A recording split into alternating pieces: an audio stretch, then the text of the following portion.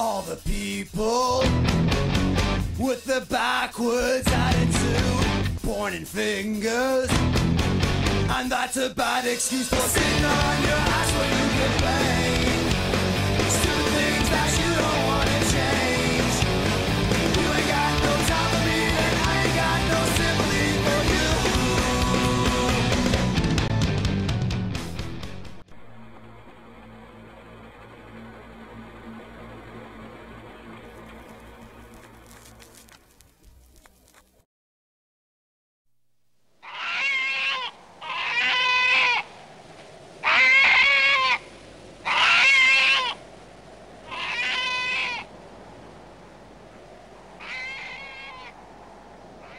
Caesar was chosen consul for the 4th time and went into Spain to make war with the sons of Pompey, who were very young. The greatest battle fought between them in this civil war was here at Munda, and they put Caesar himself in great danger of his life. He slew 30,000 of them in the field and lost of his own men 1,000 of the best he had.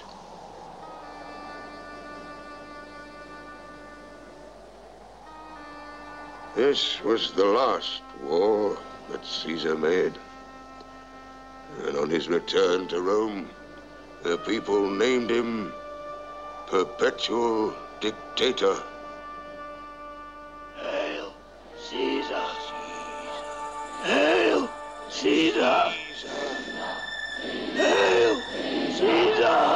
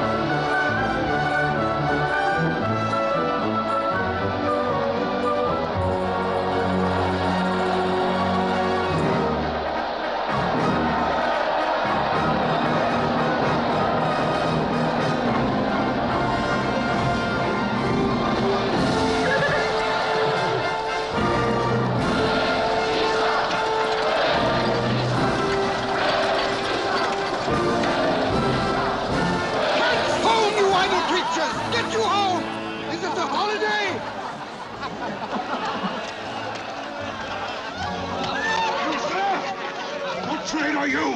Trade? One which I hope I can use with a safe conscience. which is indeed, sir, a mender of bad soul. Thou art a cobbler, art thou? Oh, I am indeed a surgeon to old shoes. And when they be in great danger, I recover them. But wherefore art not in thy shop today? Why dost thou lead these men about the streets? Oh, truly, sir, to wear out their shoes to get myself into more work. But indeed, sir, we make a holiday to see Caesar, and we rejoice at his triumph.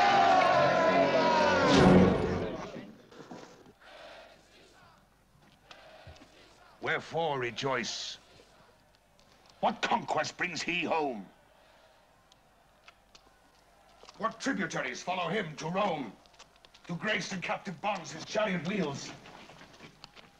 You blocks, you stones, you worse than senseless things. Oh, you hard hearts, you cruel men of Rome. Knew you not Pompey?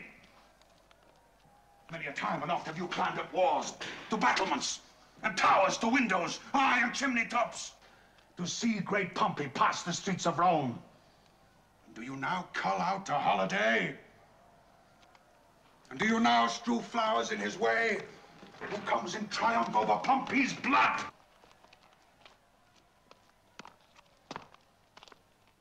Begone. Run to your houses. Fall upon your knees. Pray to the gods to intermit the plague that needs must light on this ingratitude.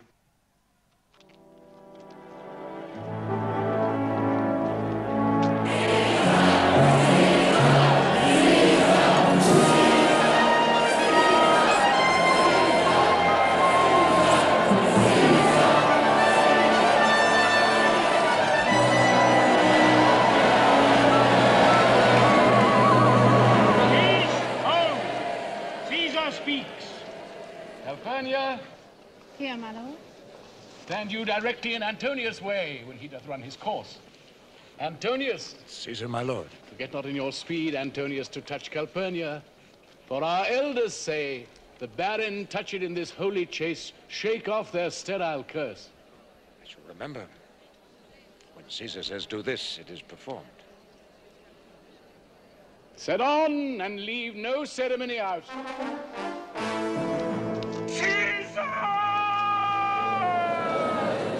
Who called? Let every noise be still. Peace yet again. Who is it in the press that calls on me? I hear a voice shriller than all the music.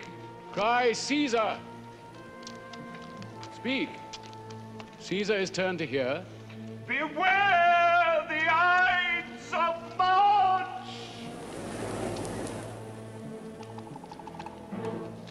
Beware the Ides of March! What man is that? A soothsayer bids you beware the Ides of March. Set him before me. Let me see his face. Fellow, come from the throng. Look upon Caesar. What sayest thou to me now? Speak once again. Beware the Ides of March.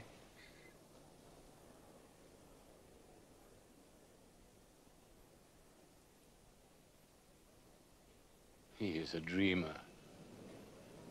Let us leave him. Pass.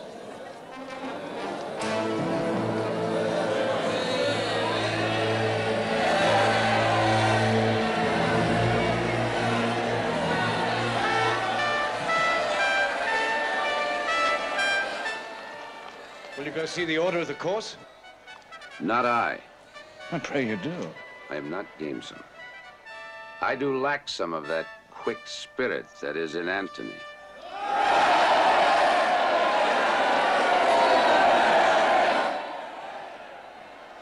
Let me not hinder, Cassius, your desires. I'll leave you.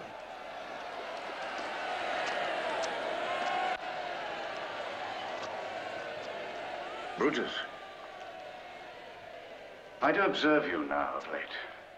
I have not from your eyes that gentleness and show of love as I was wont to have. You bear too stubborn and too strange a hand over your friend that loves you.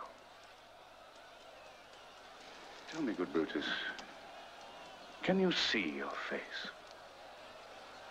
No, Cassius, for the eye sees not itself, but by reflection.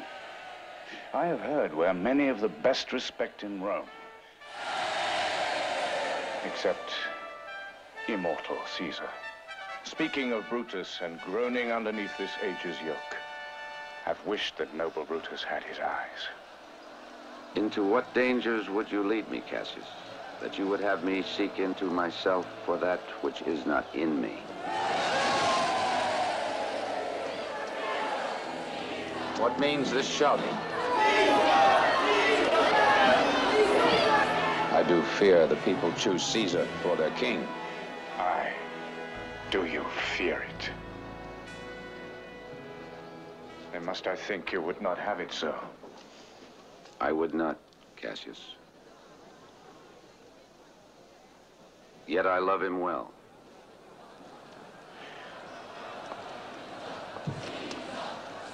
I cannot tell what you and other men think of this life.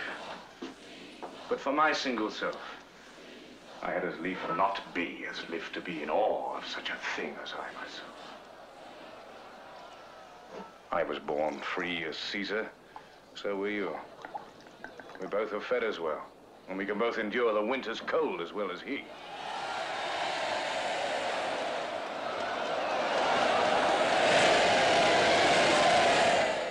And this man is now become a god. And Cassius is a wretched creature that must bend his body if Caesar carelessly, but not on him.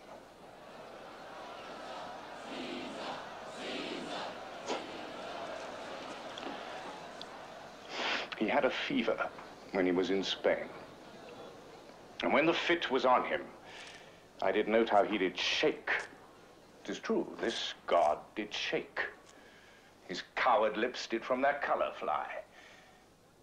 Aye, and that tongue of his that bade the Romans mark him and write his speeches in their books. Alas, it cried, "Give me some drink, Titinius," as a sick girl. Gods, it doth amaze me. A man of such a feeble temper should so get the start of the majestic world and bear the palm alone.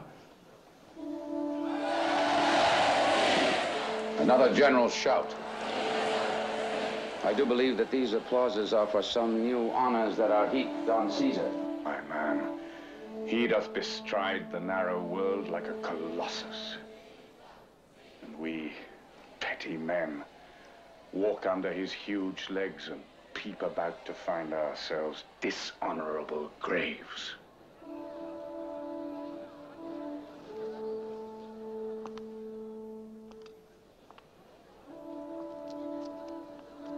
Men, at some time, are masters of their fates.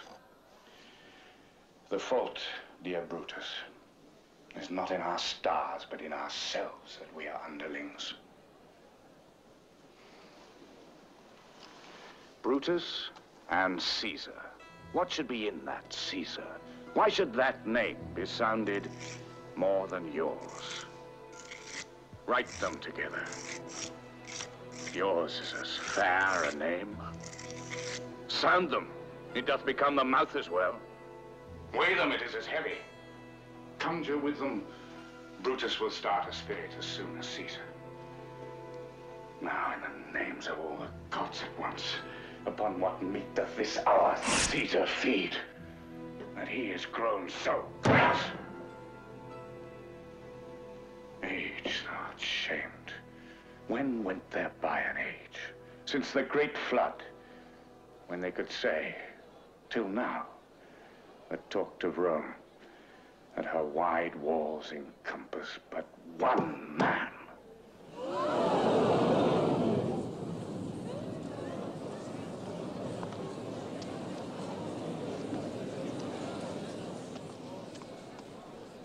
What you have said, I will consider. What you have to say, I will with patience hear, and find a time both meet to hear and answer such high things. Till then, my noble friend, chew upon this. Brutus had rather be a villager than to repute himself a son of Rome under these hard conditions, as this time is like to lay upon us. I am glad that my weak words have struck but thus much show of fire from Brutus. But look you, Cassius. The angry spot doth glow on Caesar's brow, and all the rest look like a chidden train. Calpurnia's cheek is pale, and Cicero looks with such ferret and such fiery eyes as we have seen him in the Capitol being crossed in conference by some senators. Antonius. Caesar? Let me have men about me that are fat, sleek-headed men, and such a sleep o' nights. Yon Cassius has a lean and hungry look. He thinks too much. Such men are dangerous. Casca will tell us what the matter is. It's not dangerous. He's a noble Roman and well given. Would he were fatter. But I fear him not. Yet if my name were liable to fear, I do not know the man I should avoid so soon as that spare Cassius. He reads much. He is a great observer, and he sees quite through the deeds of men. He loves no plays as thou dost, Antony. He hears no music. Such men as he are never at heart's ease when they behold a greater than themselves, and therefore is he very dangerous. I rather tell thee what is to be feared than what I fear, for always I am Caesar. Come on my right hand, for this ear is deaf, and tell me truly what thou thinkst of him. Casca.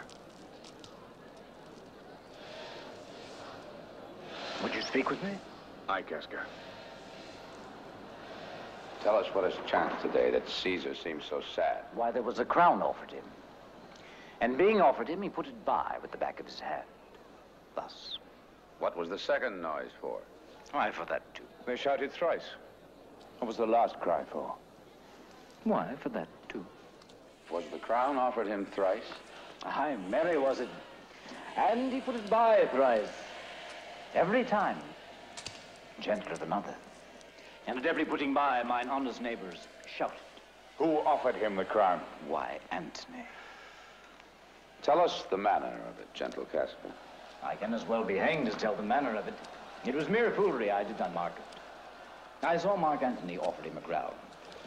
Yet it was not a crown, neither. It was one of these coronets. And as I told you, he put it by once. But for all that, to my thinking, he would fain have had it. And then he offered it to him again. And he put it by again. But to my thinking, he was very loath to lay his fingers off it. And then he offered it the third time. He put it the third time by. And still, as he refused it, the rabblemen hooted and clapped their chopped hands and threw up their sweaty nightcaps and uttered such a deal of stinking breath because Caesar refused the crown that it had almost choked Caesar. For he swooned and fell down at it. Consult, I pray you. What, did Caesar swoon? He fell down in the marketplace and foamed at mouth and was speechless. 'Tis very like. He hath the falling sickness. Caesar hath it not. But you and I, an honest Casca, we have the falling sickness. I know not what you mean by that. But before he fell down, when he perceived the common herd was glad he refused the crown, he offered them his throat to cut. And so he fell.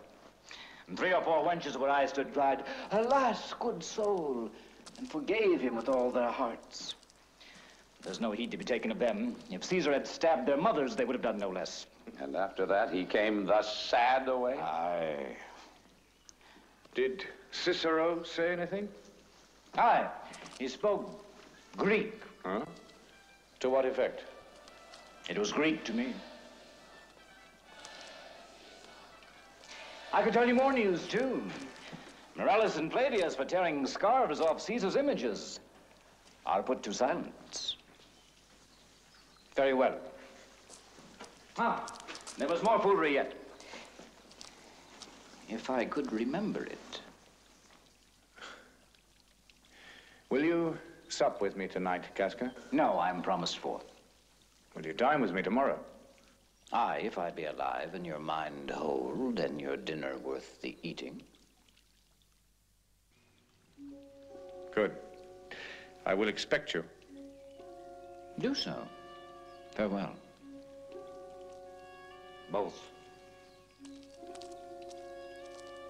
Till then, think of the world.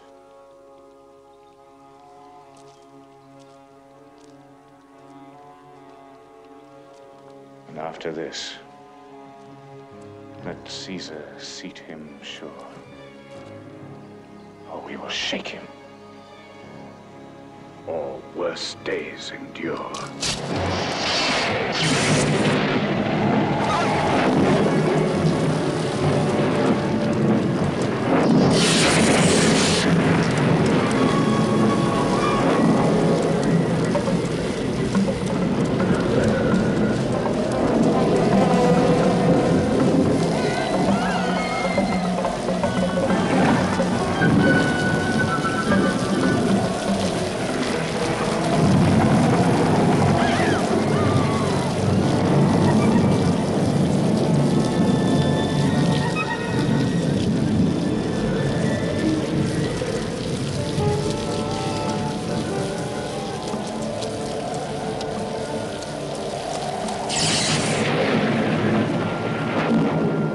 Who's there? A Roman. Cassius. What night is this? Whoever knew the heavens meant so. Those that have known the earth so full of faults. Now could I, Casca, name to thee a man most like this dreadful night? A man no mightier than thyself or me in personal action, yet prodigious grown. And fearful as these strange eruptions are. Is Caesar that you mean? Is it not Cassius? Let it be who it is. Indeed, they say the senators tomorrow mean to establish Caesar as a king. And he shall wear his crown by sea and land, in every place, save here in Italy. I know where I will wear this dagger then. Cassius from bondage will deliver Cassius.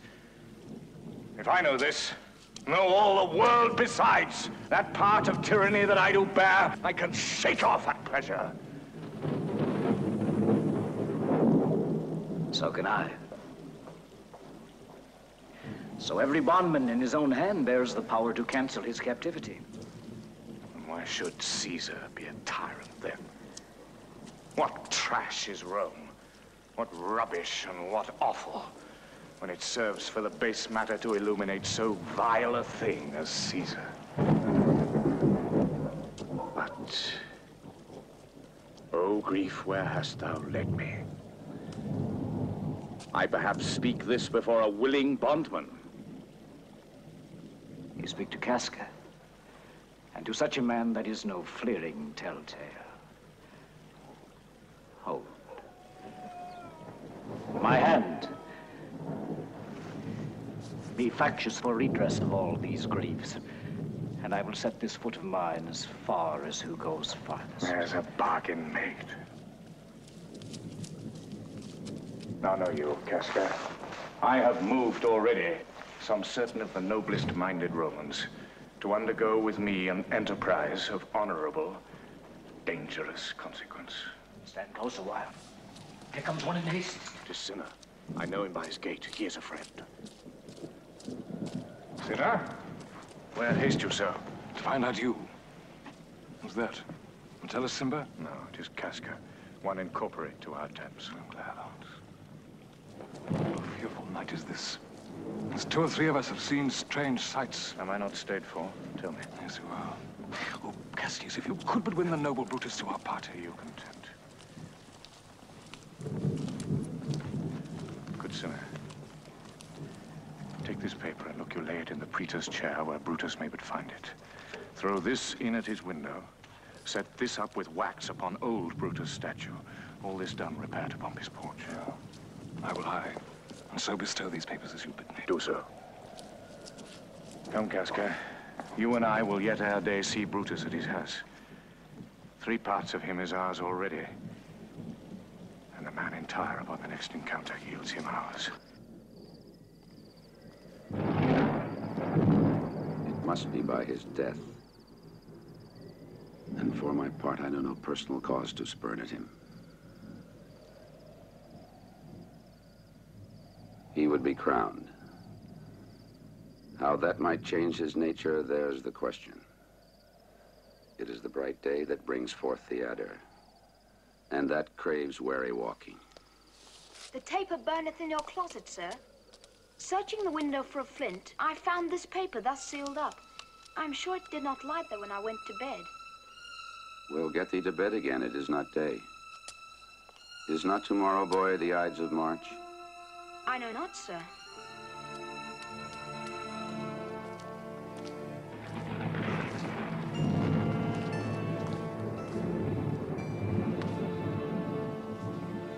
Brutus, thou sleepst.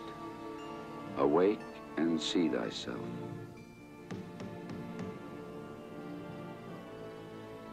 Shall Rome stand under one man's awe? What? Rome? Speak. Strike. Redress. O Rome, I make thee promise. Thou shalt receive thy full petition at the hand of Brutus. They are the faction. Oh, conspiracy.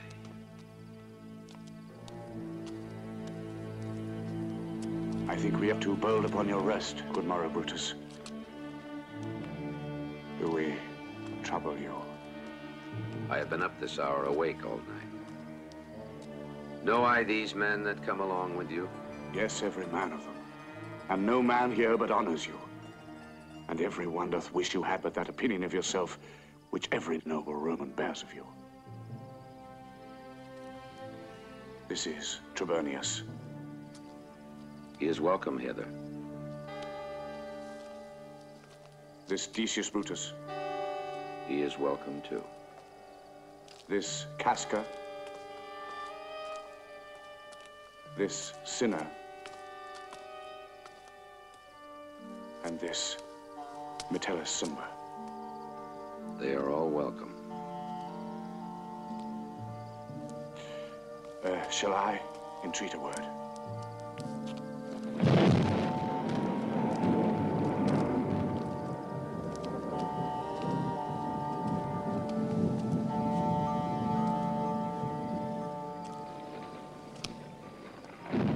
Here lies the east. Doth not the day break here? No. Pardon, sir, it doth. Yonder lines that fret the clouds, messengers of day. You shall confess that you are both deceived. Here, as I point my sword, the sun arises. Give me your hands all over, one by one. And let us swear our resolution. No, not an oath. What need we any spur but our own cause to prick us to redress? What other bond than secret Romans that have spoke the word and will not falter? And what other oath than honesty to honesty engaged that this shall be? Or we will fall for it. Shall no man else be touched, but only Caesar? Decius well urged. I think it is not meet Mark Antony, so well beloved of Caesar, should outlive Caesar. We shall find of him a shrewd contriver. Let Antony and Caesar fall together. Our course will seem too bloody, Caius Cassius, to cut the head off and then hack the limbs like wrath in death and envy afterwards. For Antony is but a limb of Caesar. Let's be sacrificers, but not butchers, Caius. We all stand up against the spirit of Caesar. And in the spirit of men, there is no blood. Oh, that we then could come by Caesar's spirit and not dismember Caesar. But alas, Caesar must bleed for it. And gentle friends, let's kill him boldly, but not wrathfully. Let's carve him as a dish fit for the gods, not hew him as a carcass fit for hounds. And for Mark Antony, think not of him, for he can do no more than Caesar's arm when Caesar's head is off. Yet I fear him, for in the engrafted love he bears to Caesar. Alas, good Cassius, do not think of him. If he loves Caesar, all that he can do is to himself. Take thought and die for Caesar. And that were much he should, for he is given to sports, to wildness, and much company. But it is doubtful yet whether Caesar will come forth today or no. For he is superstitious grown of late. Maybe these apparent prodigies, the unaccustomed terror of this night, and the persuasion of his augurers, may hold him from the capital today. Never fear that. If he be so resolved, I can o'ersway him. For he loves to hear that unicorns may be betrayed with trees, and bears with glasses, elephants with holes, lions with toils, and men with flatterers. But when I tell him he hates flatterers, he says he does, being then most flattered. Let me work, for I can give his humor the true bent, and I will bring him to the capital. The morning comes upon us, we'll leave you, Brutus. And friends, disperse yourselves, but all remember what you have said, and show yourselves true rollers.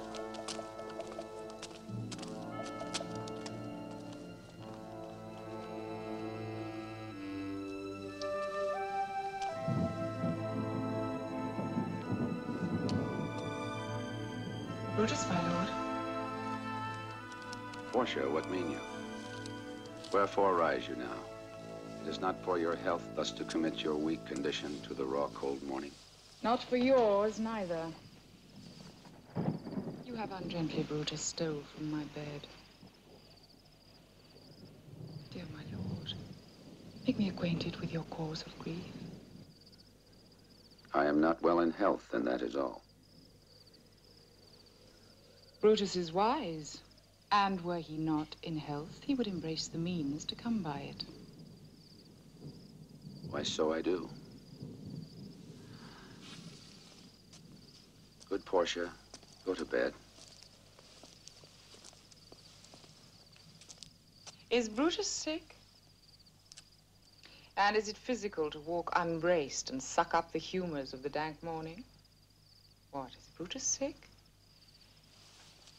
And will he steal out of his wholesome bed to dare the vile contagion of the night and tempt the roomy and unpurged air to add unto his sickness? No, my Brutus. You have some sick offense within your mind, which by the right and virtue of my place I ought to know of. And upon my knees I charm you, by my once commended beauty, by all your vows of love, and that great vow which did incorporate and make us one, that you unfold to me yourself, your half, why you are heavy, and what men tonight have had resort to you. For here have been some 6 or 7 who did hide their faces even from darkness. Kneel not, gentle Portia. I should not need if you were gentle, Brutus.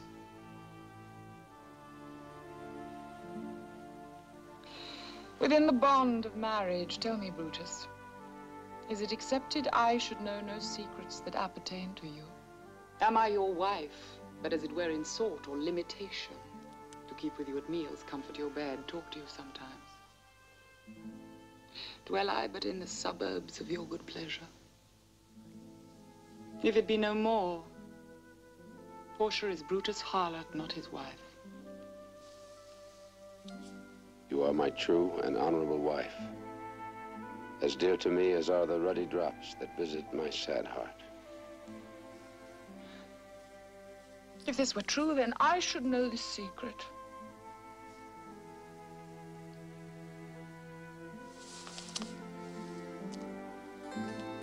I grant I am a woman, but withal a woman Lord Brutus took to wife.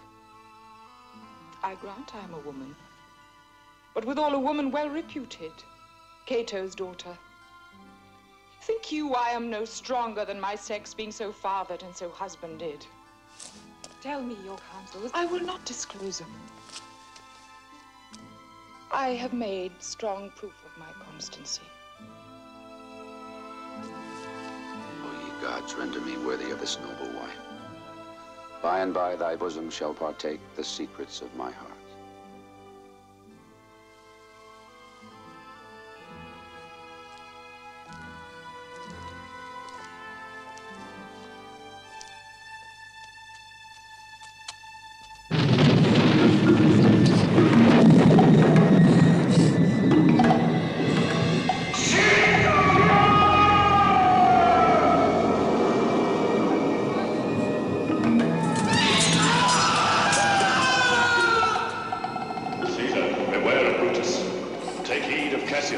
Come not near Casca. Have an eye to Cinna. Trust not to Bonius. Mark well Metellus Cimber. Decius Brutus loves thee not. There's but one mind in all these men, and it is bent against Caesar.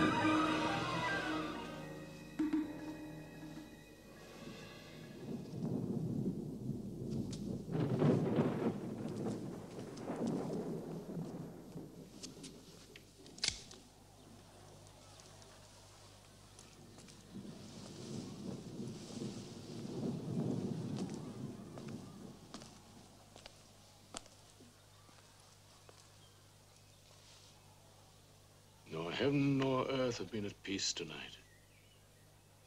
Thrice hath Calpurnia in her sleep cried out, "Help ho, they murder Caesar."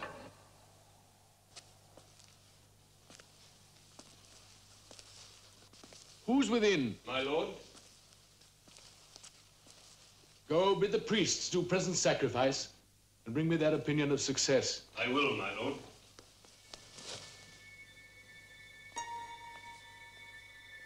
What mean you, Caesar? Think you to walk forth? You shall not stir out of your house today. Caesar shall forth. The things that threaten me ne'er look but on my back. When they shall see the face of Caesar, they are vanished. Caesar, I never stood on ceremonies. Yet now they fright me. There is one within. Besides the thing that we have heard and seen, recounts most horrid sights seen by the watch. Lioness hath welted in the streets, and graves have yawned and yielded up their dead. Fierce fiery warriors fought upon the clouds in ranks and squadrons and right form of war, which drizzled blood upon the Capitol.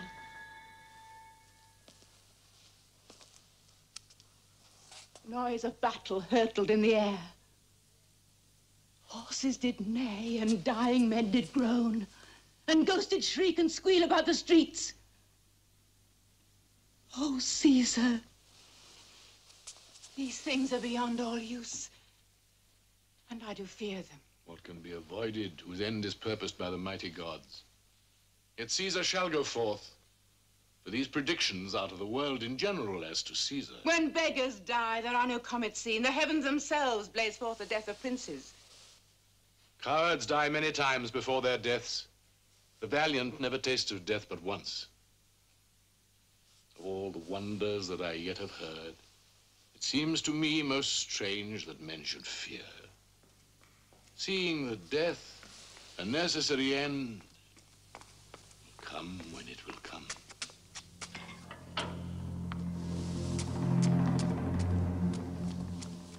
What say the augurers? They would not have you to stir forth today. Plucking the entrails of an offering forth, they could not find a heart within the beast. The gods do this in shame of cowardice. Caesar should be a beast without a heart if he should stay away today through fear. No, Caesar shall not. Danger knows full well that Caesar is more dangerous than he. We are two lions littered in one day, and I, the elder and more terrible. Caesar shall go forth. Alas, my lord, your wisdom is consumed in confidence. Do not go forth today. Call it my fear that keeps you in the house, and not your own. We'll send Mark Antony to the Senate House, and he shall say you are not well today. Let me upon my knee prevail in this. Mark Antony shall say I am not well. And for thy humor, I will stay at home. Here's Decius Brutus, he shall tell them so. Caesar, all hail. Good morrow, worthy Caesar. I come to fetch you to the Senate House. And you are come in very happy time to bear my greetings to the senators and tell them that I will not come today. Cannot is false, and that I dare not falser. I will not come today. Tell them so, Decius. Say he is sick. Shall Caesar send a lie? Have I in conquest stretched mine arm so far to be a fear to tell greybeards the truth? Decius, go tell them Caesar will not come. Most mighty Caesar, let me know some cause, lest I be laughed at when I tell them so. The cause is in my will. I will not come. That is enough to satisfy the Senate. But for your private satisfaction, because I love you, I will let you know Calpurnia, here my wife, stays me at home. She dreamed tonight she saw my statua, which like a fountain with 100 spouts did run pure blood. Many lusty Romans came smiling and did bathe their hands in it. And this does she apply for warnings and portents and evils imminent. And on her knee hath begged that I will stay at home today. This dream is all misinterpreted. It was a vision, fair and fortunate. Your statue spouting blood in many pipes, in which so many smiling Romans bathed, signifies that from you great Rome shall suck reviving blood, and that great men shall press for tinctures, stains, relics, and cognizance. This by Calpurnia's dream is signified. In this way have you well expounded it. I have. When you have heard what I can say. And know it now. The Senate have concluded to give this day a crown to mighty Caesar. If you shall send them word you will not come, their minds may change. Besides, it were a mock apt to be rendered for someone to say, break up the Senate till another time when Caesar's wife shall meet with better dreams. If Caesar hide himself, shall they not whisper, lo, Caesar is afraid? How foolish do your fears seem now, Calpurnia. I am ashamed I did yield to them. Give me my robe, for I will go.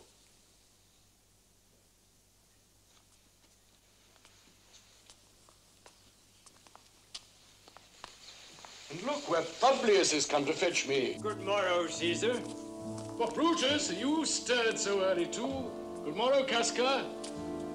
Our sinner, what Metellus, now Trebonius. See, Antony, that revels long o' nights, is notwithstanding up. Good morrow, Antony. Good morrow, noble Caesar. Good friends. Go in and taste some wine with me, and we, like friends, will straightway go together.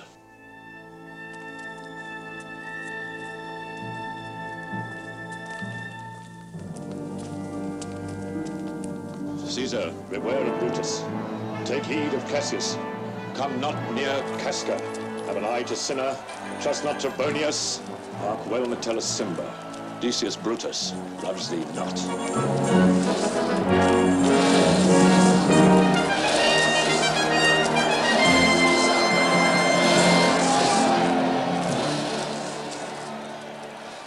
The Ides of March are come. Aye, Caesar, but not gone.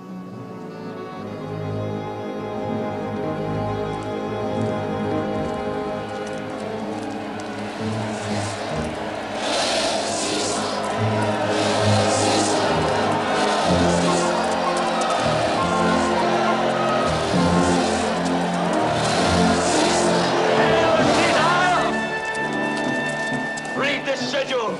Julius desire you to read at your best leisure this his humble suit. Who Caesar read mine first? For my suit touches Caesar nearer. Read it, great Caesar. What touches us ourselves shall be last served. Delay not, Caesar.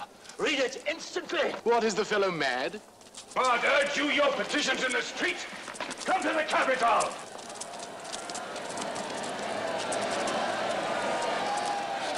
I wish your enterprise today may thrive. What enterprise, Popilius? Very well.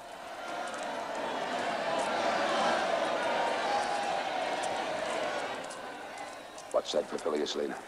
We wish today our enterprise might thrive. I fear our purpose is to discover it. Look how he makes to Caesar, mark him. Casca, be sudden, for we fear prevention. Brutus, what shall be done? If this be known, Cassius or Caesar never shall turn back, for I will slay myself. Cassius, be constant. Popilius, Lena speaks not of our purposes, for look, he smiles, and Caesar doth not change.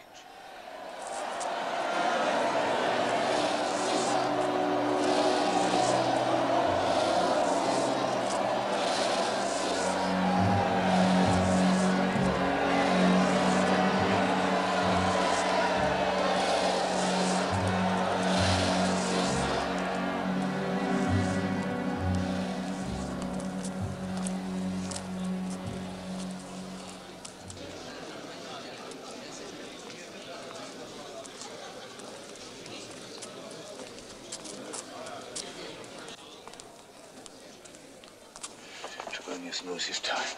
For look you, Brutus, he draws Mark Antony out of the way.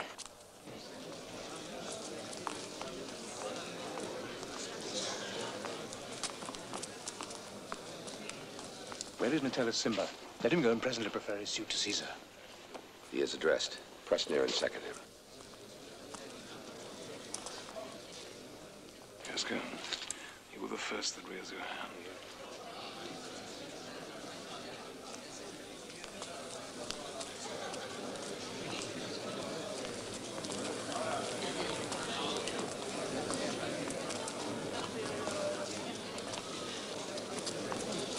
Are we all ready?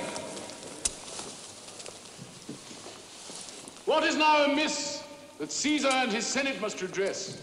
Most high, most mighty, and most puissant Caesar, Metellus Simba throws before thy seat an humble heart. I must prevent thee, Simba.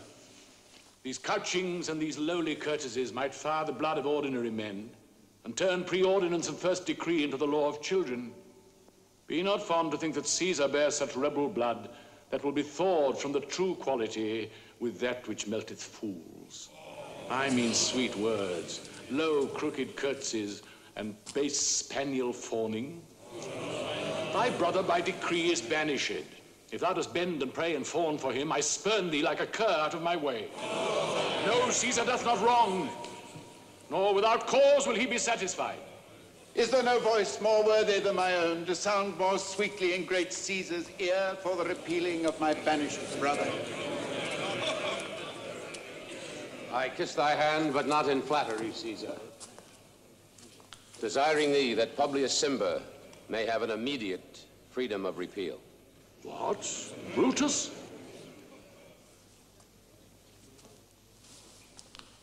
Pardon, Caesar, Caesar, pardon. As low as to thy foot doth Cassius fall to beg enfranchisement for Publius Simba. I could be well moved if I were as you. If I could pray to move, prayers would move me. But I am constant as the northern star, of whose true fixed and resting quality there is no fellow in the firmament. The skies are painted with unnumbered sparks. They are all fire, and every one doth shine. But there's but one in all doth hold his place. So in the world, 'tis furnished well with men, and men are flesh and blood and apprehensive. Yet in the number I do know but one, that unassailable holds on his rank unshaped of motion, and that I am he. Let me a little show it even in this, that I am constant. Simba should be banished, and constant to remain to keep himself. Oh, Caesar! Hence, wilt thou lift up Olympus? Great Caesar! Doth not Brutus bootless kneel? Speak! Hands for me!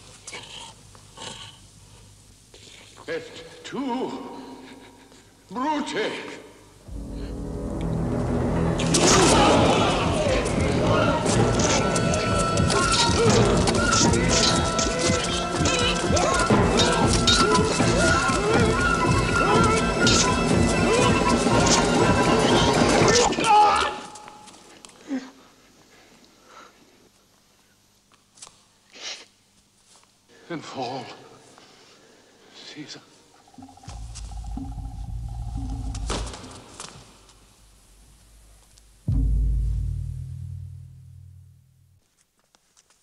Liberty! Freedom! Tyranny is dead! Run hence! Proclaim! Cry it about the streets! Some to the common pulpits and cry out, liberty, freedom, and enfranchisement! People and senators, be not affrighted! Why not? Stand still! Ambition's debt is paid. Go to the pulpit, Brutus, and Cassius too. Stand fast together, lest some friend of Caesar's... Not out of standing! Publius, good cheer. There is no harm intended to your person, none on a Roman else. So tell them, Publius. And leave us, Publius, lest the people rushing on us to do your age some harm. Do so, and let no man abide this deed, but we, the doers. Where is Antony? Fled to his house amazed. Men, wives, and children stare, cry out, and run as it were doomsday.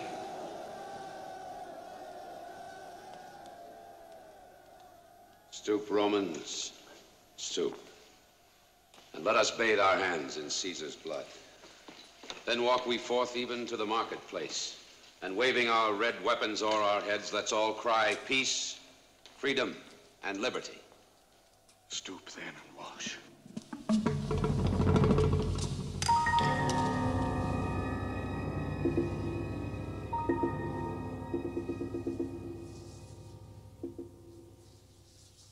How many ages hence shall this our lofty scene be acted o'er? States unborn and accents yet unknown. How many times shall Caesar bleed in sport, but now on Pompey's basis lies along no worthier than the dust? So oft as that shall be, so often shall the not of us be called the men who gave their country liberty.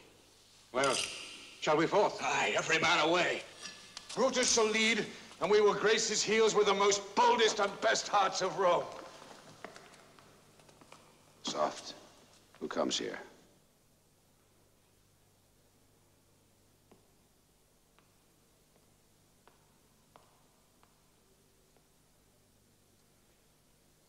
Welcome, Mark Antony.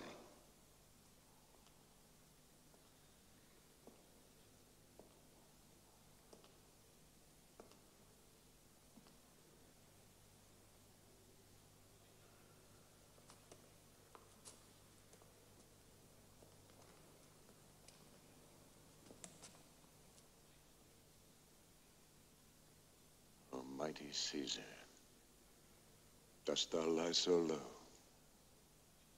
Are all thy conquests, glories, triumphs, spoils, shrunk to this little measure? Fare thee well.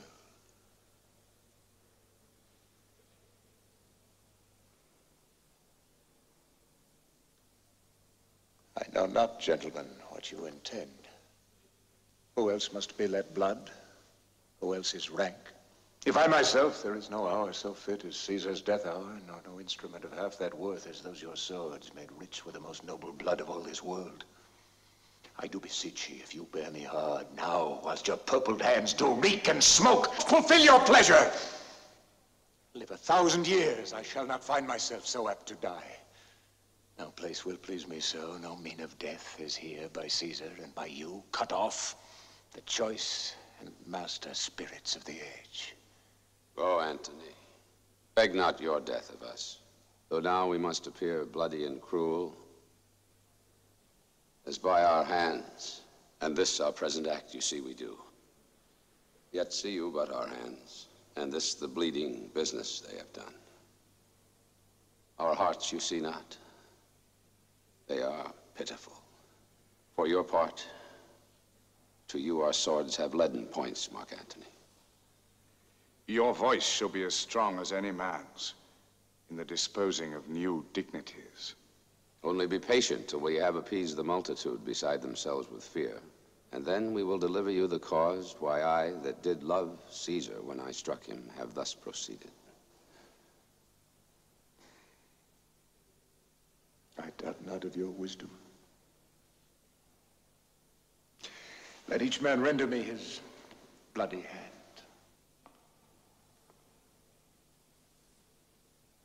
first, Marcus Brutus, will I shake with you. Next, Caius Cassius, do I take your hand?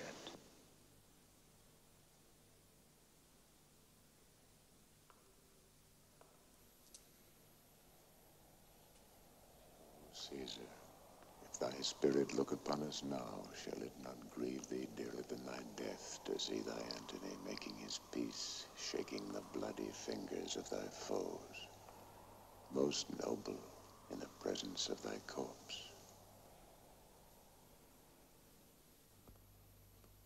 Mark Antony. Pardon me, Caius Cassius. Will you be pricked in number of our friends? Or shall we honor not depend on you? Friends am I with you all, and love you all. Upon this hope that you shall give me reasons why and wherein Caesar was dangerous. Or else this were a savage spectacle. Our reasons are so full of good regard that were you, Antony, the son of Caesar, you should be satisfied. That's all I seek. And am moreover suitor that I may produce his body in the marketplace. And in the pulpit, as becomes a friend, speak in the order of his funeral. You shall, Mark Antony. Brutus, a word. No, what you do. Do not consent that Antony speak in his funeral. Know you not how much the people may be moved by that which he will utter? By your pardon, I will myself into the pulpit first, and show the reason of our Caesar's death. What Antony shall speak, I will protest he does by leave and by permission. And that we are contented Caesar shall have all true rights and lawful ceremonies. It will advantage more than do us wrong. I know not what may fall. I like it not.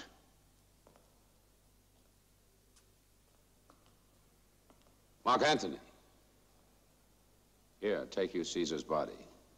You shall not in your funeral speech blame us, but speak all good you can devise of Caesar and say you do it by our permission. Else shall you not have any hand at all about his funeral. And you shall speak in the same pulpit whereto I am going after my speech is ended. Be it so. I do desire no more. Prepare the body then, and follow us.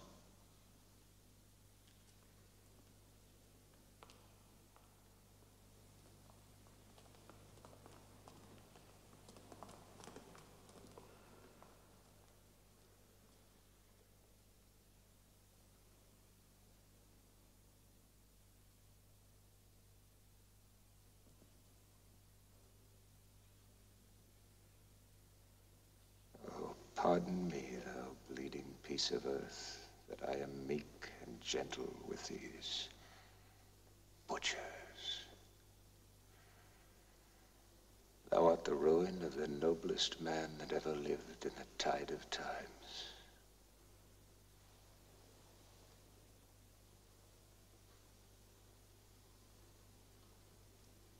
Woe to the hand that shed this costly blood. Over thy wounds now do I prophesy. A curse shall light upon the limbs of men. Domestic fury and fierce civil strife shall cumber all the parts of Italy. Blood and destruction shall be so in use, and dreadful objects so familiar that mothers shall but smile when they behold their infants quartered with the hand of war. Caesar's spirit ranging for revenge with Ate by his side, come hot from hell, shall in these confines with a monarch's voice cry havoc. And let slip the dogs of war.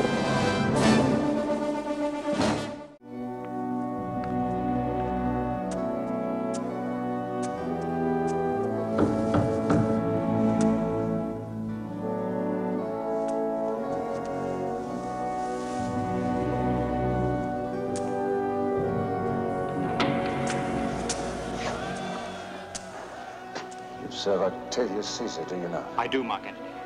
Caesar did write for him to come to Rome. He did receive his letters and is coming. And bid me say to you by word of mouth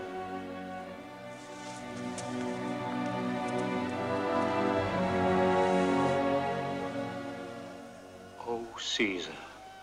Passion, I see, is catching. Is your master coming? He lies this night within 7 leagues of Rome. Here's a morning Rome, a dangerous Rome. No Rome of safety for Octavius yet. Ride hence and tell him so. Yet stay a while, till I've borne this corpse into the marketplace. And tried there how the people take the cruel issue of these bloody men. They will be satisfied! And follow me! And give me audience, friends! Cassius, go you into the other street and part the numbers. Those that will hear me speak, let them stay here. And public reasons shall be rendered of Caesar's death.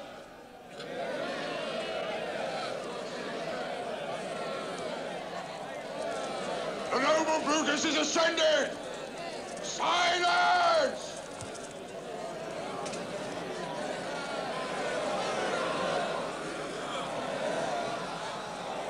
Be patient till the last.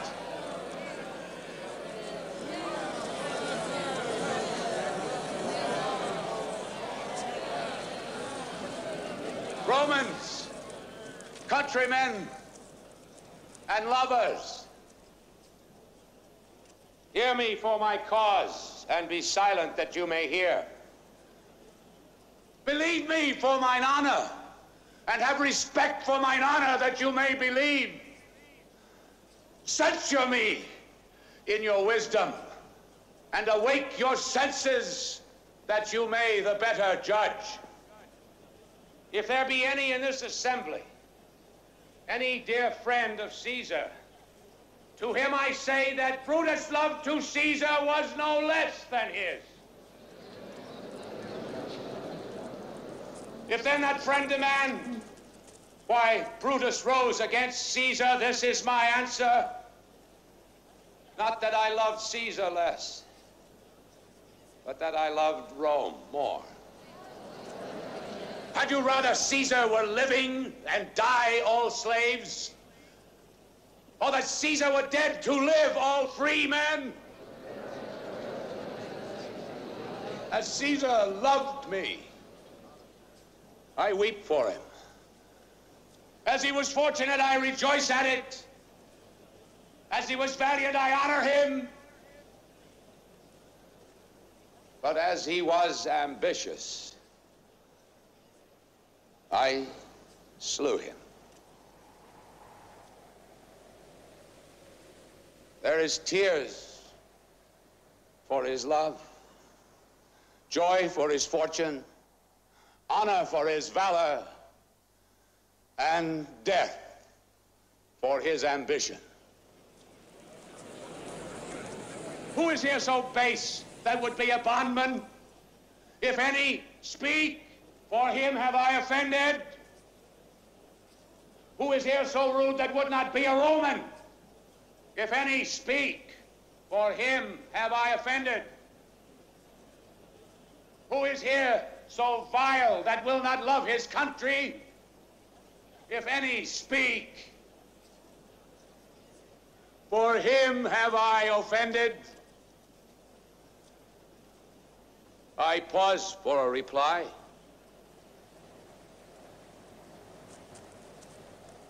None, Brutus! None! Then none have I offended.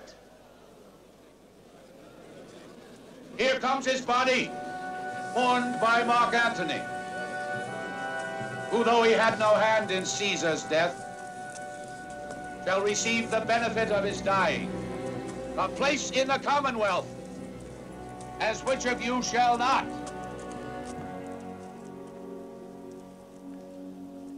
With this I depart, that as I slew my best lover for the good of Rome, I have the same dagger for myself, when it shall please my country to need my death.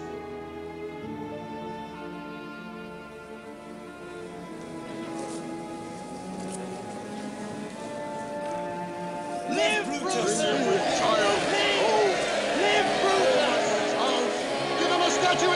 ancestors! Let him be Caesar! Caesar's better parts shall be crowned in Brutus! We'll bring him to his house with shouts and clamors! My countrymen! Peace! Silence! Peace! Brutus speaks! Peace! Good countrymen, let me depart alone. And for my sake, stay here with Antony. Do grace to Caesar's corpse, and grace his speech tending to Caesar's glories, which Antony, by our permission, is allowed to make. I do entreat you, not a man depart, save I alone, till Antony have spoke. Stay home! We'll hear Mark Antony! We'll hear him! Noble Antony! Go up! For Brutus' sake, I am beholden to you. What does he say of Brutus? He says for Brutus' sake, he finds himself beholding to us all. 'Twill bet There's been no harm of Brutus here! This Caesar was a tyrant! That's certain! We're blessed that Rome is rid of him! You gentle Roman. Peace! Let us hear him! Friends, Romans, countrymen, lend me your ears. I come to bury Caesar, not to praise him. The evil that men do lives after them. The good is often interred with their bones. So let it be with Caesar.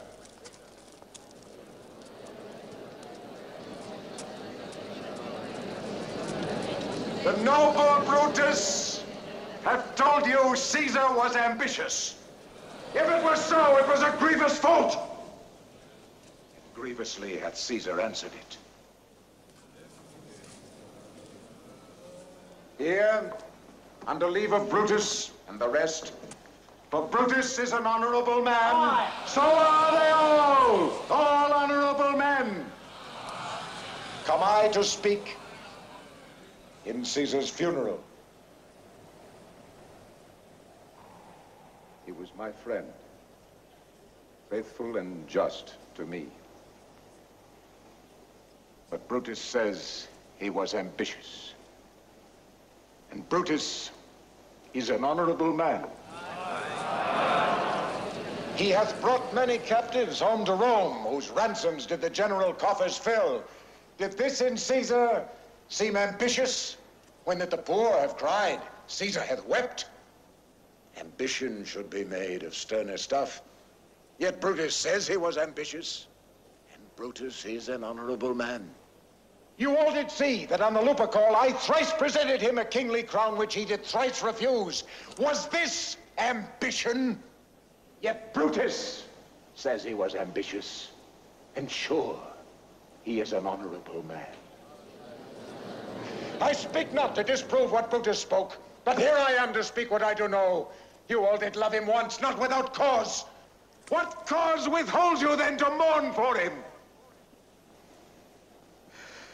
Judgment, thou art fled to brutish beasts, and men have lost their reason.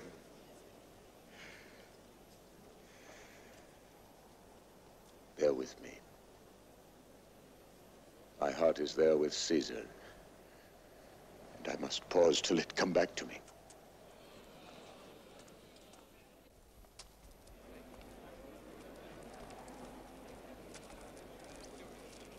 Methinks there is much reason in his sayings. If thou consider rightly of the matter, Caesar has had a great wrong. Has he, masters? I fear there will a worse come in his place. Mark ye his words. He would not take the crown. Therefore, 'tis certain he was not ambitious. There's not a nobler man in Rome than Antony. But yesterday, the word of Caesar might have stood against the world. Now lies he there, and none so poor to do him reverence. Oh, masters, if I were disposed to stir your hearts and minds to mutiny and rage, I should do Brutus wrong, and Cassius wrong, who you all know are honorable men. I will not do them wrong. I'd rather choose to wrong the dead, to wrong myself and you, than I would wrong such honorable men. But here's a parchment with the seal of Caesar. I found it in his closet. 'Tis his will. Let but the commons hear this testament, which, pardon me, I do not mean to read. And they would go and kiss dead Caesar's wounds and dip their napkins in his sacred blood. Yea, beg a hair of him for memory, and dying, mention it within their will. The will! The will!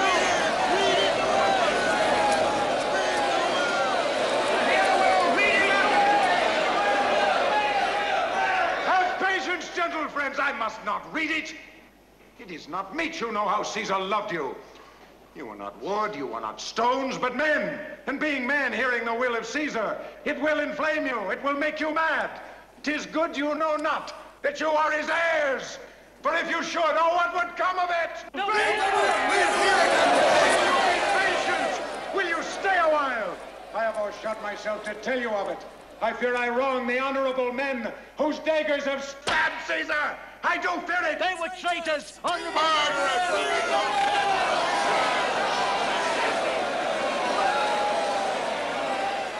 You will compel me then to read the will.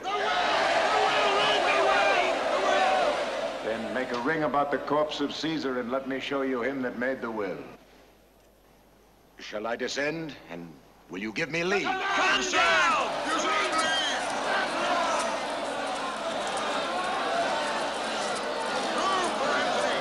So it's not. Stand far off.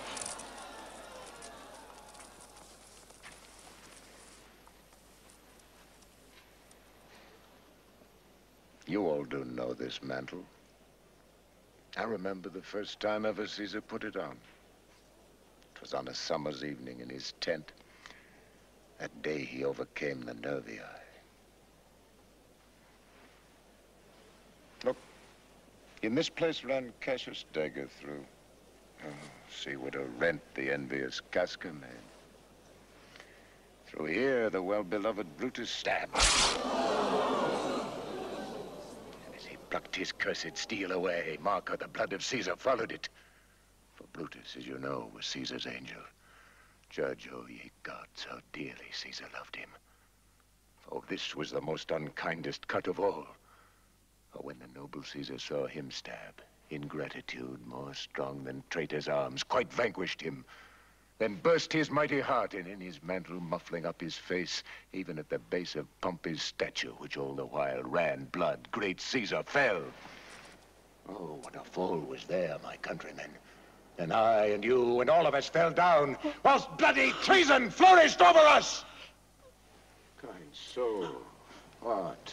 Weep you when you but behold our Caesar's vesture wounded? Look you here! Here is himself, marred as you see with traitors. Oh, piteous spectacle. Oh, noble Caesar! Traitor! Say, countrymen!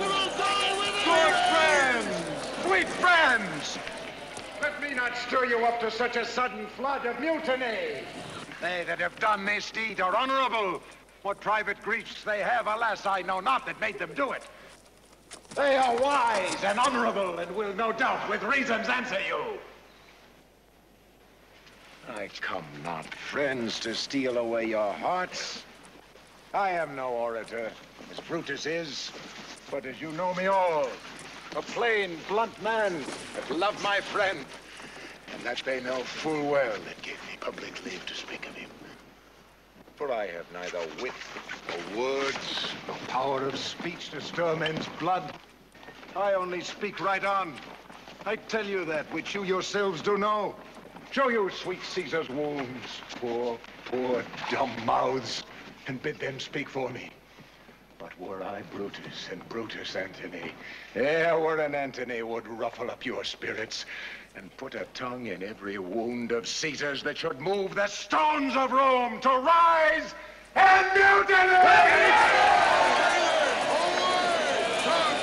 Yet hear me, countrymen! Yet hear me speak! Why, friends, you go to do you know not what? Wherein hath Caesar thus deserved your love? Alas, you know not. I must tell you then. You have forgot the will I told you of. Here is the will. And under Caesar's seal, To every Roman citizen he gives, to every several man, 75 drachmas.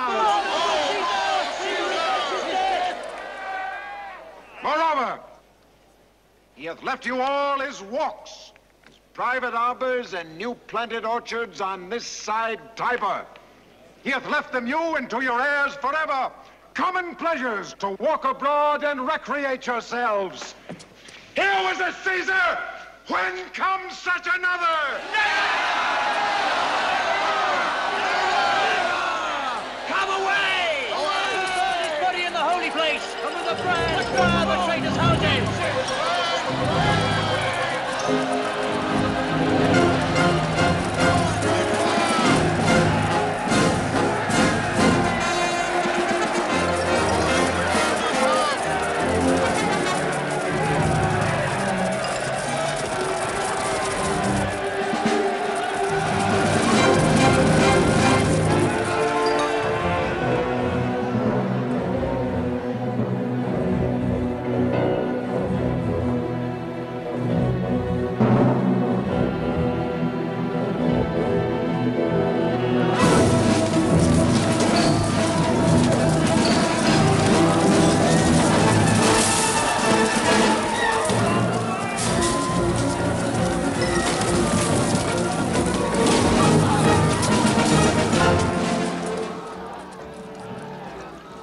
Now let it work. Mischief, thou art afoot. Take thou what cost thou wilt. How now, fellow? Sir, Octavius has already come to Rome. Where is he now? He and Deborah are at Caesar's house. He comes upon a wish. Fortune is merry, and in this mood will give us anything. I heard him say Brutus and Cassius are rid like madmen through the gates of Rome. Belike they had some notice of the people. How I had moved them.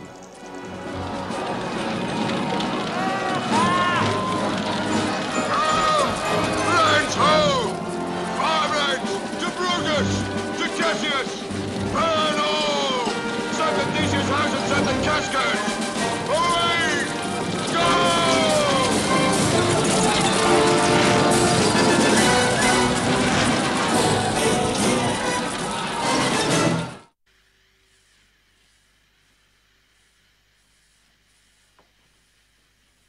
These many then shall die? The names are pricked.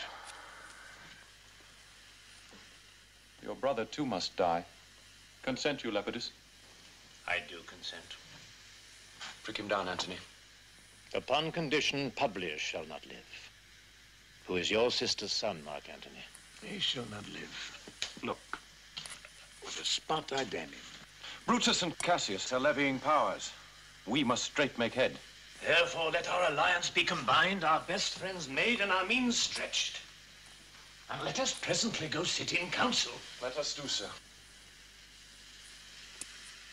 For we are at the stake, and bayed about with many enemies. And some that smile have in their hearts, I fear, millions of mischiefs.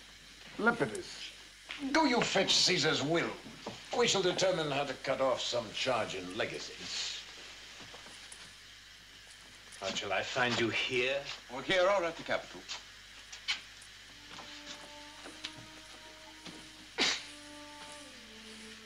This is a slight, unmeritable man, meet to be sent on errands.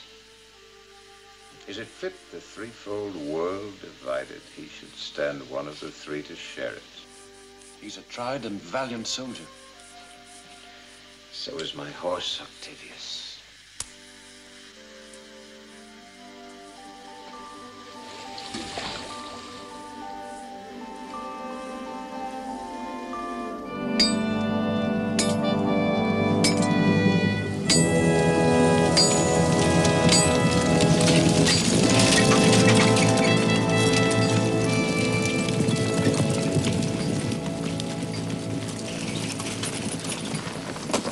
Noble Brutus, you've done me wrong! Judge me, you gods, wrong I mine enemies? And if not so, how should I wrong a brother? Before the eyes of both our armies here, which should perceive nothing but love from us, let us not wrangle. Brutus, this sober form hides wrongs. And when you do them... Cassius, be content. Speak your grief softly. I do know you well. Let no man come to our tent till we have done our conference. Let Lucilius and Titinius guard our door. That you have wronged me, it doth appear in this. You have condemned and noted Lucius Pella for taking bribes here of the Sardians. For in my letters, praying on his side because I knew the man was slighted off. You wronged yourself to write in such a case. In such a time as this, it is not meet that every nice offense should bear his comment. Let me tell you, Cassius, you yourself are much condemned to have an itching palm, to sell and march your offices for gold to undeservers. I, an itching palm? You know that you are Brutus who speaks this, or by the gods, this speech where else you'll last. The name of Cassius honors this corruption, and chastisement doth therefore hide his head. Chastisement? Remember March. The Ides of March, remember. Did not great Julius bleed for justice' sake? What shall one of us that struck the foremost man of all this world contaminate our fingers with base bribes and sell the mighty space of our large honors for so much trash as may be grasped thus? I'd rather be a dog and bay the moon than such a Roman. Brutus, bait not me. I'll not endure it. You forget yourself to hedge me in. I'm a soldier, I. Older in practice, abler than yourself to make conditions. Go to, you are not. I am. I say you are not. Urge me no more. I shall forget myself. Have mind upon your health. Tempt me no farther. Away, slight man. Is possible? Hear me, for I will speak. Must I give way in room to your rash choler? Shall I be frighted when a madman stares? Oh, gods, ye gods, must I endure all this? All this, I more. Fret till your proud heart break. Go show your slaves how choleric you are and make your bondmen tremble. Must I budge? Must I observe you? Must I stand and crouch under your testy humor? By the gods, you shall digest the venom of your spleen, though it do split you. For from this day forth, I'll use you for my mirth, yea, my laughter, when you are wasping. Is it come to this? You say you are a better soldier. Let it appear so. Make your vaunting true, and it shall please me well. For mine own part, I shall be glad to learn of noble men. You wrong me every way. You wrong me, Brutus. I said an elder soldier, not a better. Did I say better? If you did, I care not. When Caesar lived, he durst not thus have moved me. Peace, peace. You durst not so have tempted him. I durst not. No. What? Durst not tempt him? For your life, you durst not. Do not presume too much upon my love. I may do that I shall be sorry for. You have done that you should be sorry for. I did send to you for gold to pay my legions, which you denied me. Was that done like Cassius? Should I have answered Caius Cassius so? When Marcus Brutus grows so covetous to lock such rascal counters from his friends, be ready, gods, with all your thunderbolts. Dash him to pieces. I denied you not. You did? I did not. He was but a fool that brought my answer back. Brutus hath rived my heart. A friend should bear his friend's infirmities, but Brutus makes mine greater than they are. I do not till you practice them on me. You love me not. I do not like your faults. A friendly eye could never see such faults. A flatterer's would not, though they do appear as huge as high Olympus. Oh, come, Antony and young Octavius, come. Revenge yourselves alone on Cassius, for Cassius is a weary of the world. Hated by one he loves, braved by his brother, checked like a bondman, all his faults observed, set in a notebook, learned and conned by rote to cast into my teeth. Oh, I could weep my spirit from my eyes.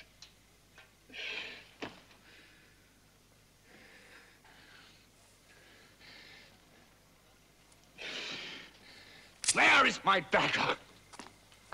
And here my naked breast, within a heart, dearer than Pluto's mine, richer than gold. If that thou be'st a Roman, take it forth. I that denied thee gold will give my heart. Strike as thou didst at Caesar, for I know when thou didst hate him worst, thou lovest him better than ever thou lovest Cassius.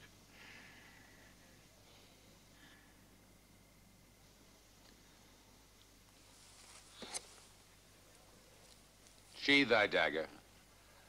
Be angry when you will, it shall have scope.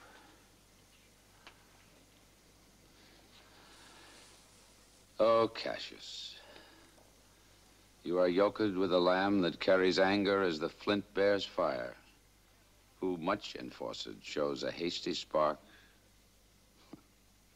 and straight is cold again.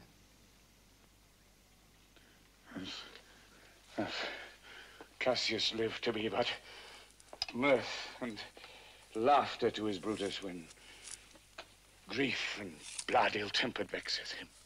When I spoke that, I was ill-tempered too. Do you confess so much? Give me your hand. And my heart, too.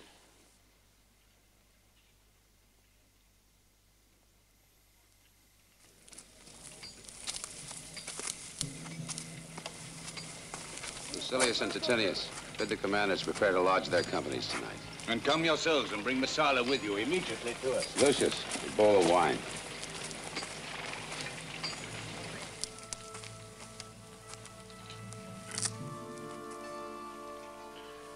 I did not think you could have been so angry. Oh, Cassius, I am sick of many griefs. Portia is dead. Portia? She is dead. How escaped I killing when I crossed you so? Oh, insupportable and touching loss. Upon what sickness? Impatient of my absence and grief that young Octavius and Mark Antony made themselves so strong. For with her death, that tidings came. With this she fell distract, and her attendants absent. Swallowed fire. And died, so. Even so.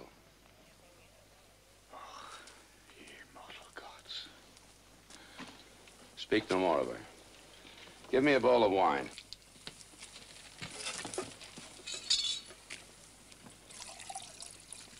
In this, I bury all unkindness, Cassius. My heart is thirsty for that noble pledge. Come in, Titinius. Welcome, good Messala.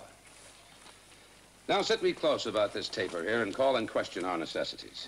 Portia, art thou gone? No more, I pray you.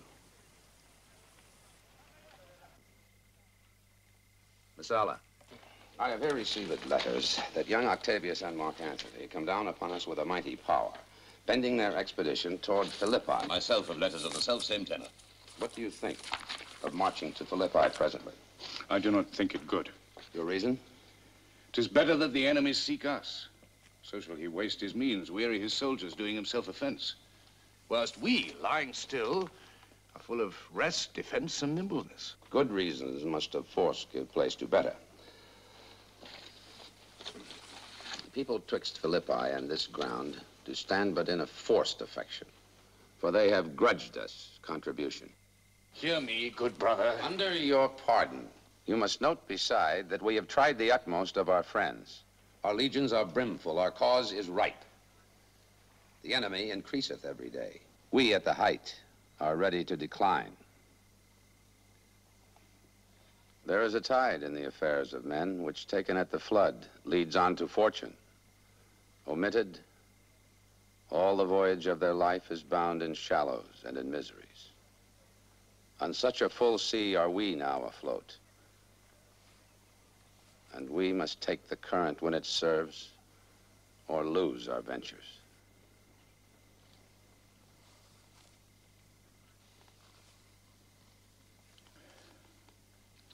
Then with your will go on. We'll along ourselves and meet them at Philippi. The deep of night has crept upon our talk, and nature must obey necessity, which we will niggard with a little rest. There is no more to say? No more. Good night. Early tomorrow will we rise and hence. Lucius, my gown. Farewell, good Messala. Good night, Titinius. Noble Cassius. Good night and good repose. Oh, my dear brother, this was an ill beginning of the night. Never come such division between our souls. Let it not, Brutus. Everything is well. Good night, my lord. Good night, good brother. Good night, Lord Brutus. Farewell, everyone.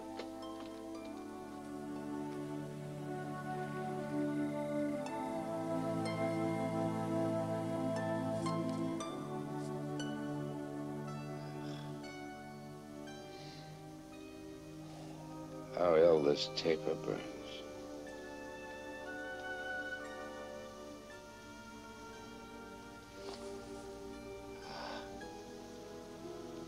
Who comes here?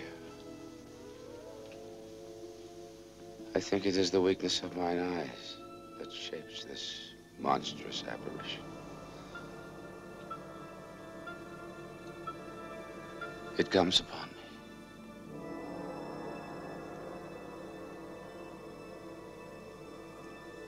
Art thou anything? Art thou some god, some angel, or some devil that makes my blood cold and my hair to stare? Speak to me what thou art. Thy evil spirit, Brutus. Why comest thou? To tell thee thou shalt see me at Philippi. Well, then I shall see thee again. Aye, at Philippi.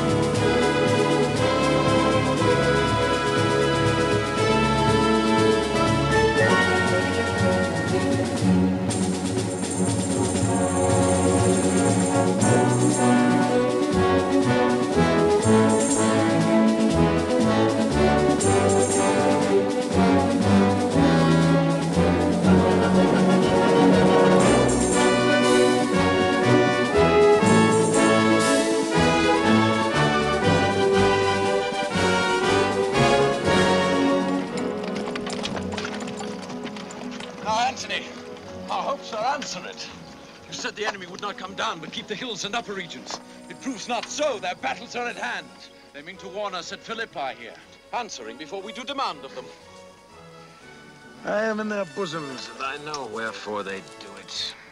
They come down with fearful bravery, thinking by this to fasten in our thoughts that they have courage. But 'tis not so. Prepare, you generals! The enemy comes on in gallant show! Their bloody sign of battle is hung out, and something to be done immediately! Octavius, lead your legion softly on. Upon the left hand of the even field. Upon the right hand, I. Keep thou the left. Why do you cross me in this exigent? I do not cross you, but I will do so.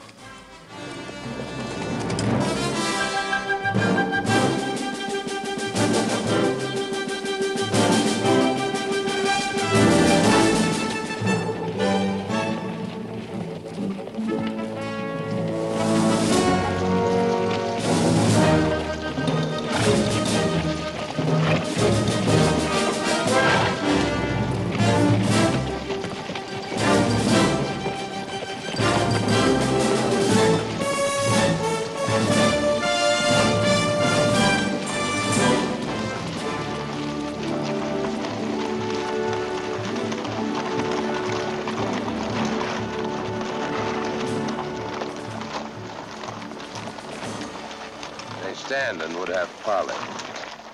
Stand fast, Lucilius. We must out and talk.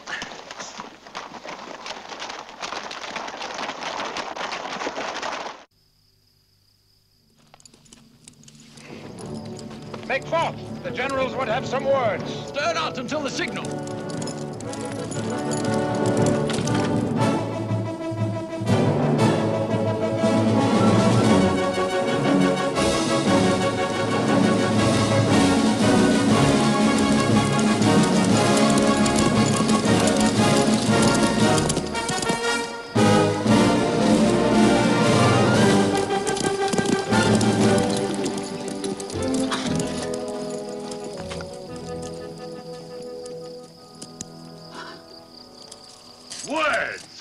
Before blows. Is it so, countrymen? Not that we love words better, as you do. Good words are better than bad strokes, Octavius. With your bad strokes, Brutus, you gave good words. When your vile daggers hacked one another in the side of Caesar, you showed your teeth like apes and fawned like hounds and bowed like bondmen, kissing Caesar's feet. You flatterers. Flatterers? Now, Brutus, thank yourself. This tongue had not offended so today, if Cassius might have ruled. Come, come, the cause. If arguing make us sweat, the proof of it will turn to redder drops. Look! I draw a sword against conspirators. When think you that the sword goes up again? Never, till Caesar's 33 wounds be well avenged, or till Octavius Caesar shall add his slaughter to the sword of traitors. Caesar, thou shalt not die by traitors' hands. So I hope. I was not born to die on Brutus' sword. Oh, if thou wert the noblest of thy strain, young man, thou couldst not die more honorable. A peevish schoolboy, worthless of such honor, joined with a masker and a reveler. Old Cassius still. Defiance, traitors, hurl we in your teeth. If you dare fight today, come to the field. If not, when you have stomachs. Come, Antony, away.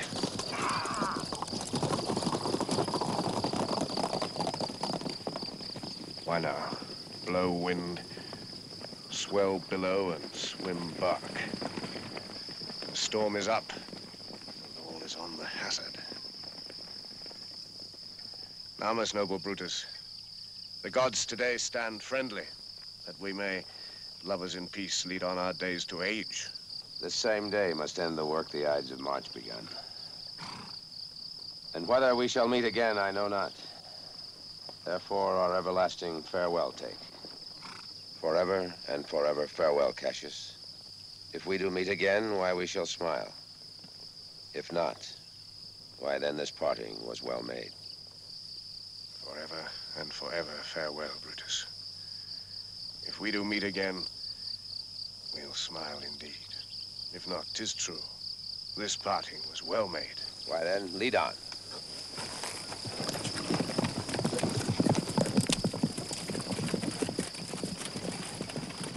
Oh, that a man might know the end of this day's business ere it come.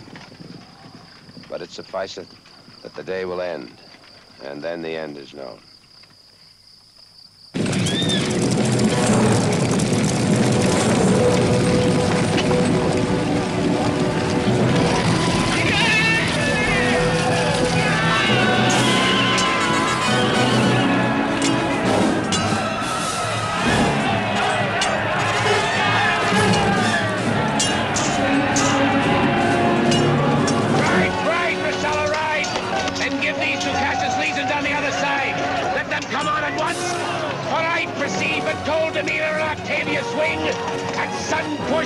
Give them the overthrow!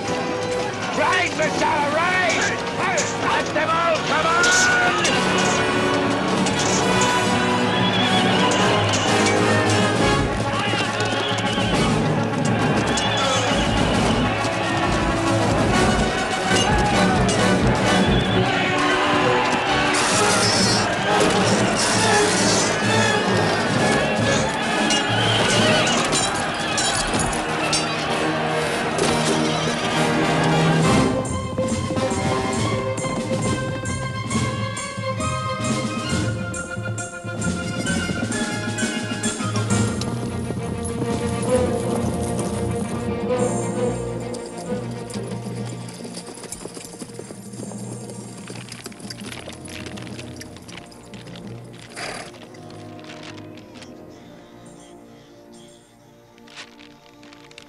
Be thou my witness, Messala, that against my will am I compelled to set upon one battle all our liberties.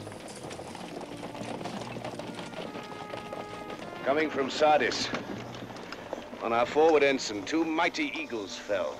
And there they perched, gorging and feeding from our soldiers' hands. This morning are they fled away and gone. In their stead do ravens, crows, and kites fly over our heads. Downward look on us as we were sickly prey. And their shadows seem a canopy most fatal, under which our army lies ready to give up the ghost. Believe not so. I but believe it partly. For I am fresh of spirit, and resolved to meet all dangers very constantly.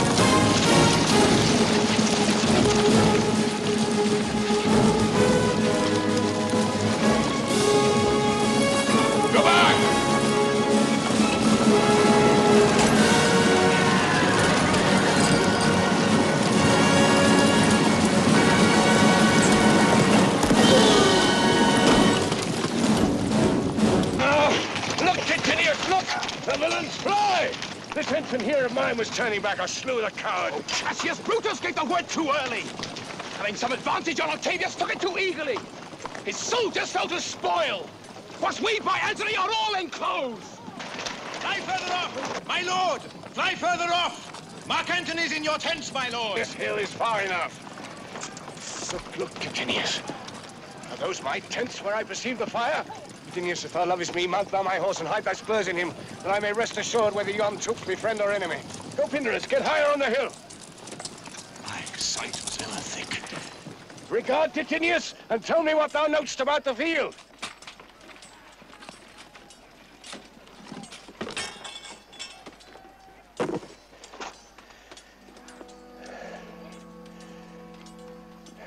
This day I breathe it first.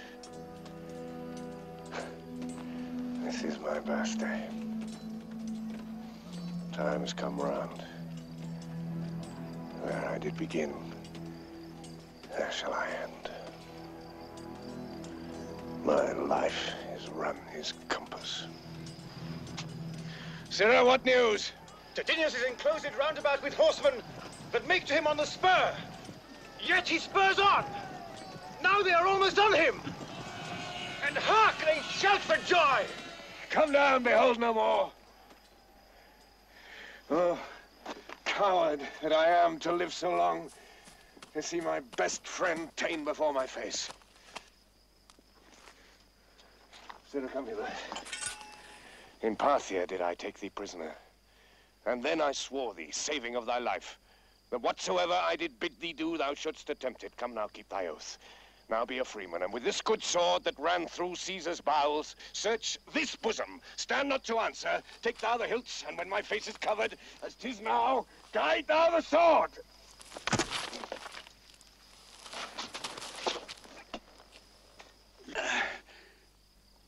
Caesar, thou art revenged, even with the sword that killed thee.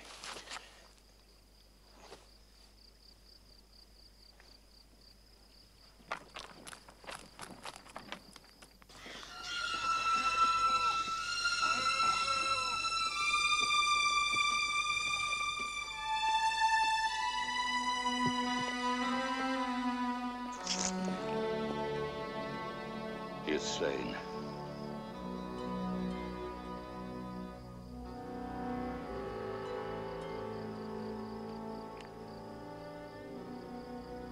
O Julius Caesar, thou art mighty yet. Thy spirit walks abroad and turns our swords in our own proper entrails. The sun of Rome is set. Our day is gone. Why didst thou bid me forth, brave Cassius? Did I not meet thy friends? And did they not put on my brows this wreath of victory and bid me give it thee? Didst thou not hear their shouts?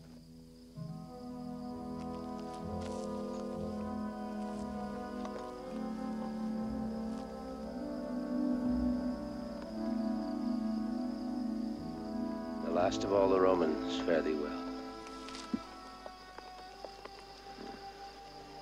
Friends, I owe more tears to this dead man than you shall see me pay.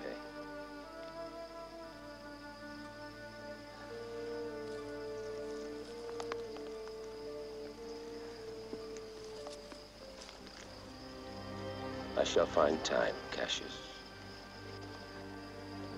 I shall find time.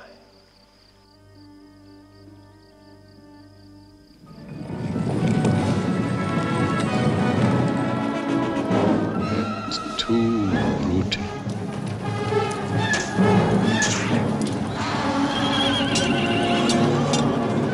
This is not Brutus, friend. Keep this man safe.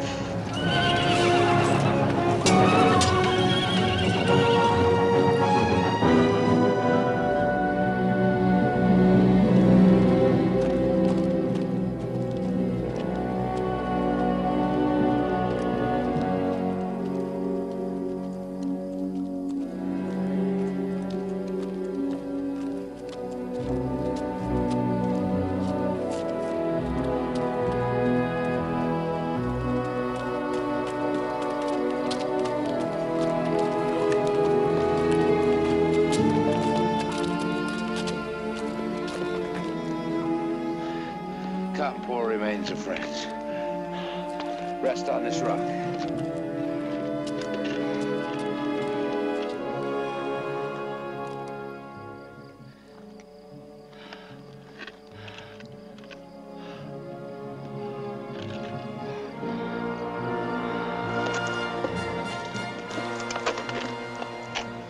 Good Volumnius, list a word. What says, my lord? Why this, Volumnius? The ghost of Caesar hath appeared to me 2 several times by night. At Sardis once, and this last night here, in Philippi fields. I know my hour is come. Not so, my lord. Nay, I am sure it is, Volumnius. Thou seest the world, Volumnius, how it goes. Our enemies have beat us to the pit. It is more worthy to leap in ourselves than tarry till they push us. Good Volumnius, thou knowest that we two went to school together. Even for that, our love of old, I prithee. Hold thou my sword hilt whilst I run on it. That's not an office for a friend, my lord. Fly, my lord, fly! There's no towing here.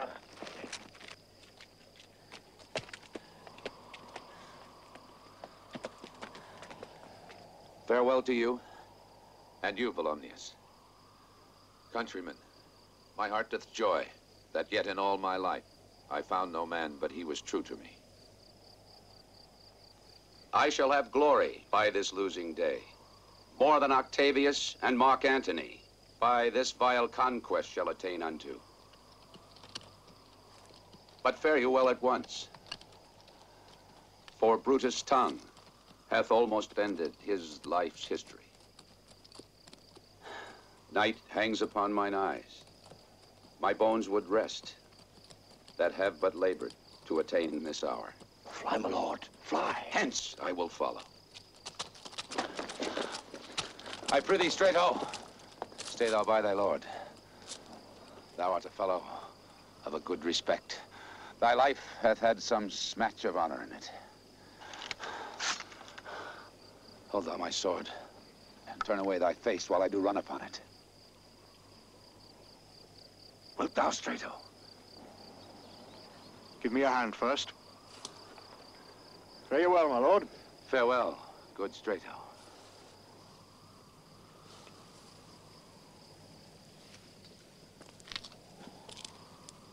Caesar, now be still. I killed not thee with half so good a will.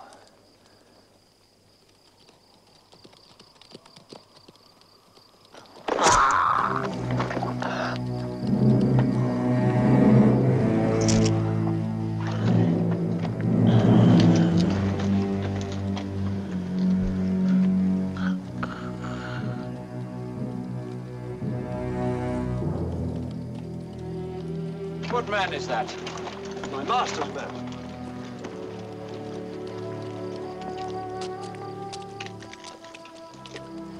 Where is thy master? Free from the bondage you're in, my lord. Conquerors can but make a fire of him. For Brutus only overcame himself, and no man else hath honor by his death.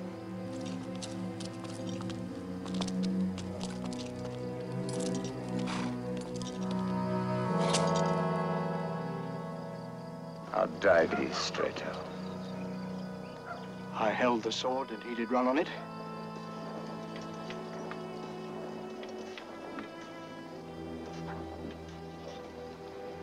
This was the noblest Roman of them all.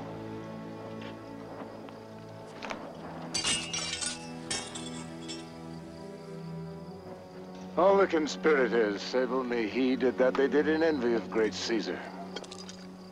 He only, a general honest thought of common good to all, made one of them.